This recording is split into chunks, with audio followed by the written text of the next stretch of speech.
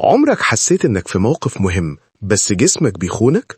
بتتكلم بصوت عالي بس رجلك بترجف. إيه العلامات دي؟ وإزاي تفهمها وتسيطر عليها؟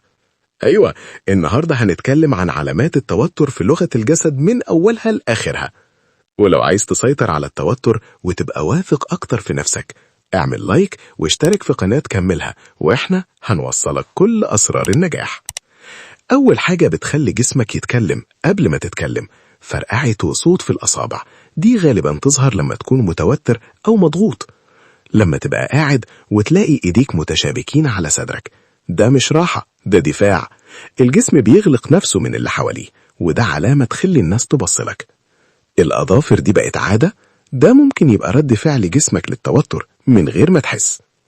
لما تبص بعيد عن اللي بتكلمه، ده بيقول إنك مش مرتاح أو مش واثق، حتى لو أنت فاكر نفسك تمام.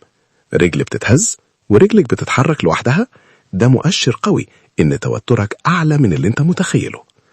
من علامات التوتر إن صوتك يتغير من غير ما تاخد بالك.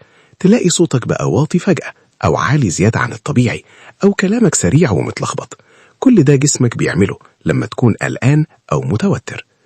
لو وشك بقى أحمر فجأة، ده جسمك بيقولك إنه متوتر، ده رد فعل طبيعي. تعرك من غير حرارة، خصوصا في الكف أو الجبهة، دي من علامات توتر عالي. لما تبقى بتتكلم بس جسمك معرض لليمين أو الشمال، ده مؤشر إنك مش مرتاح في الموقف.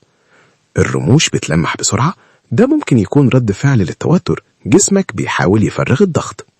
علامات التوتر دي مش عيب، لكن لما تفهمها وتلاحظها تقدر تسيطر عليها وتظهر بثقة أكبر في كل موقف.